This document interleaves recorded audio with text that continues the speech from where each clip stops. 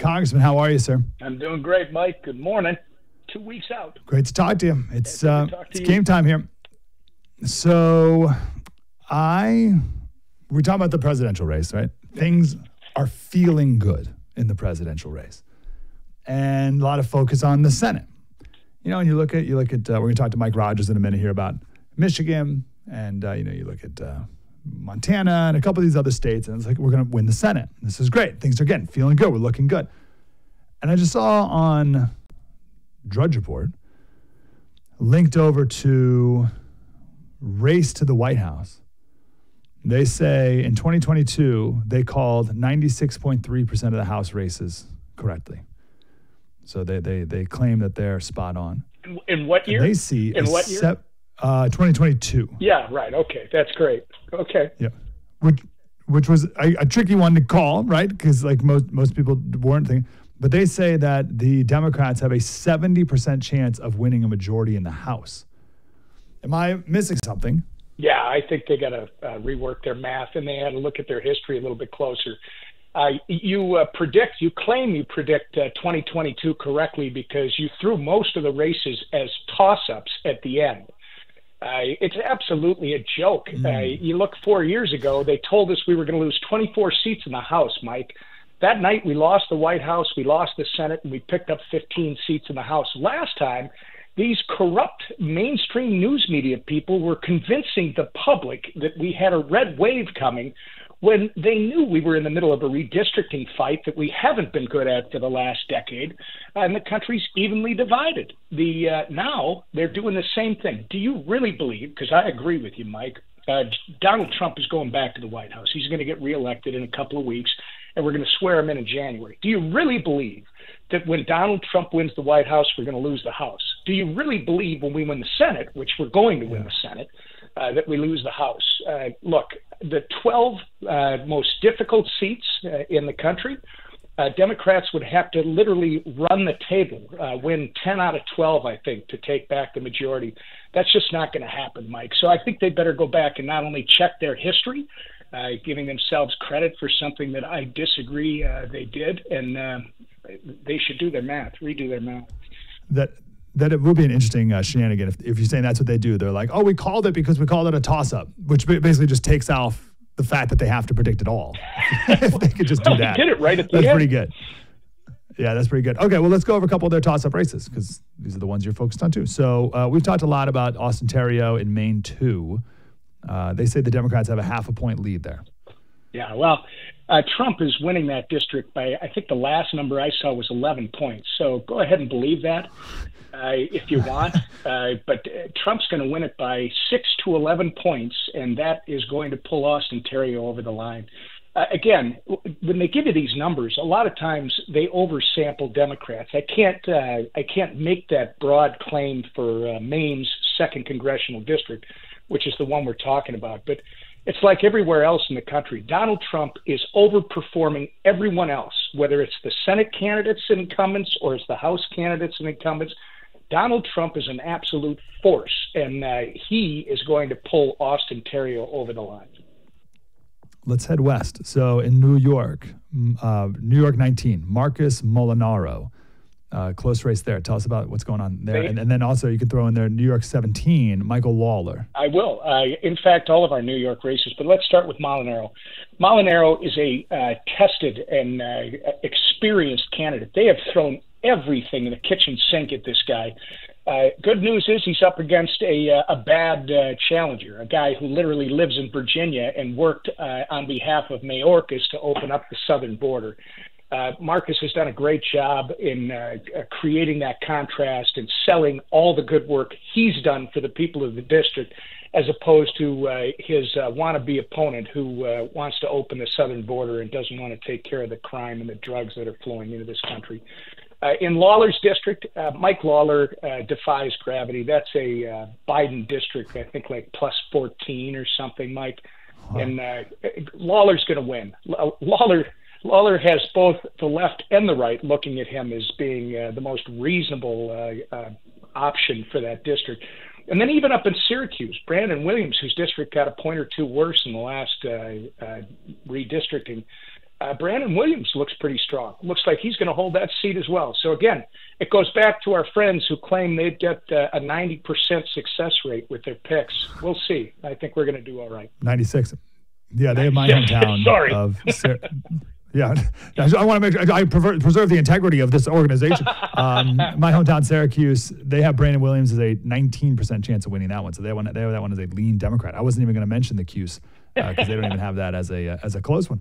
All right, let's keep going west. There's only a handful of toss-ups they have right now, so let's throw a few more in here. Michigan 7. We're going to talk to again Mike Rogers coming up in a minute here. So this was this Slotkin's seat? Yes. That's now Tom Barrett. Empty. Tom Barrett is our candidate. He ran against Slotkin last time, and he darn near beat her last time.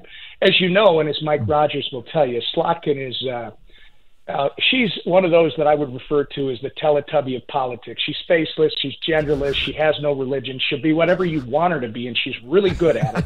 And she raises a lot of money. And she darn near got pantsed in the last election by Tom Barrett. She chose to run away from that seat because I believe she knew she was going to lose this time to Tom Barrett. And started out with a bit of a lead in the Senate race, but it looks like Mike Rogers is closing very quickly, and that he's got a great chance of overtaking her and winning that state. By the way, if Mike Rogers is winning, and if Trump and Vance are potentially winning in Michigan, it's not just Tom Barrett that we're going to pick up. They should be looking at that seat in Flint, Michigan, with Paul Young as well. I'm trying to find that one. Kildee. Where's that? Dan Kildee. The family had it for decades, and it's been trending Republican. Okay. Paul Young. Let's go to Iowa. Iowa 1. Miller Meeks. They have that as a toss-up. Yeah, I think that's fair. It's always been a close race. People may remember this was the last seat that was decided a couple cycles ago. Marionette actually won by 6 ballots. So this is always going to be a toss-up. It's always going to be a battle right down to the wire. 6 ballots? Yes. Like 6 votes. That's exactly won by 6. That's exactly right. And this is the one you might remember, Mike.